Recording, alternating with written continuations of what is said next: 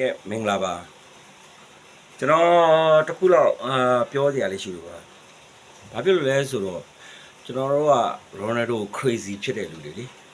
Ronaldo crazy ဖြစ်တယ်ဆိုတော့ Ronaldo အခုလိုမျိုးအောင်မြင်မှုတွေရတဲ့အချိန်မှာကျွန်တော်တို့ကအရန်ဝမ်းတာနေတဲ့အချိန်မှာမမျော်လင့်မဲနဲ့ကိုချမ်းဆိုတဲ့အကောင့်လေးပြီးဗီဒီယိုတစ်ခုတက်လာတယ်ဗျကျွန်တော်ဗျာအဲ့ဗီဒီယိုလေးကိုကျွန်တော် save ပြီးတော့ကျွန်တော် line ပေါ်တင်လိုက်ဒီမှာပြဿနာတွေအများကြီးတက်သွားတယ်ဒါပေမဲ့ကိုချမ်းကိုလည်းကျွန်တော်ကျေးဇူးအများကြီးတင်ပါတယ်ဘာဖြစ်လို့လဲဆိုတော့ကိုချမ်းကြောင့်ဒီ Super Blondie ရောစုကိုအကြောင်းကိုကျွန်တော်တို့ကအခုမှတိလိုက်ရတာပေါ့နော်ဒီမျိုးဆိုရင်ကျွန်တော်လုံးဝမသိဘူးအဲ့တော့ကျွန်တော်တငယ်ချင်းတွေအကုန်လုံးသိစေချင်လို့ဆိုပြီးတော့ကျွန်တော်က share လိုက်တယ်မှန်ကတော့ကျွန်တော် save ပြီးတော့ကျွန်တော်ဗီဒီယိုတင်လိုက်တာcomment တွေအများကြီးမှန်တယ်ပေါ့နော်ကျွန်တော်ကိုချမ်းကလည်းတော့တောင်းပန်တာတယ်ကိုချမ်းရေကျွန်တော်တို့ဘာမှမသိဘူးတချို့သူပြောအာစီပွားရေးလုပ်ရင်ချားဟာတွေနဲ့လုပ်ဖို့ပါညာကျွန်တော်အဲ့အကြောင်းနားမလည်ဘူးကျွန်တော်ကစားသမားကျွန်တော်နီးပြဆိုတော့ AFC နီးပြတယောက်အနေနဲ့ပေါ့ကျွန်တော်ပြောချင်တာကကျွန်တော်တို့လုံးဝမသိဘူးဒီအဲ့တော့ကျွန်တော်ကိုချမ်းကိုလည်းတော့တောင်းပန်တာတယ်ပြောချင်တာကိုချမ်းကိုတော့တောင်းပန်တာကိုချမ်းကအဲ့ဒီလေးဟုတ်ပြီညီလေးမင်းအဲ့ဒါဖြတ်ပေးပါဆိုရင်ကျွန်တော်ဖြတ်ပေးလိုက်မှာပေါ့အဲ့ဒါကျွန်တော်တို့အရေးမကြီးဘူးကျွန်တော်လိုချင်တာ Ronaldo ဘာကြောင့်ကြိုက်လဲဆိုတော့ကျွန်တော်ရှင်းပြမယ် Ronaldo ကကျွန်တော်လူငယ်တွေလည်းစံပြပုံကူဖြစ်တယ်Ronaldo ဘယ်လောက်ထိစံပြပုံကူဖြစ်လဲဆိုရင်လူတွေက Ronaldo ကြိုးစားတဲ့အားတွေအချိန်တိကျမှုတွေအမြဲတမ်းကြိုးစားတယ်ဘသူကကိုယ့်ကိုပဲဘလို့ပဲတွန်းတိုက်ကိုယ့်အလုံးနဲ့တက်တည်ပြကျွန်တော်အဲ့ဒါကိုလိုချင်တာတော့မက်ဆီအရန်ကောင်းတယ်မကောင်းမို့ကောင်းတယ်ဗျာအရန်ကောင်းတယ်ကျွန်တော်တို့လည်းအရန်ကြိုက်တယ်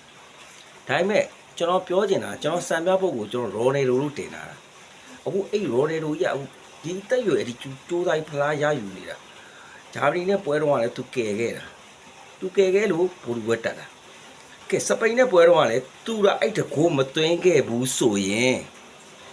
ဘလို့မှပန်နီတီကန်လို့မရဘူးဒါပန်နီတီကျတော့သူလည်းမပါတော့တဲ့အတွက်ဒါကတော့ကျွန်တော်တို့တွေဘာမှပြောလို့မရဘူးဒါပေမဲ့ तू 50-50ဖြစ်အောင် तू စူးစမ်းပေးခဲ့တာအခု तू ဖလားရတယ်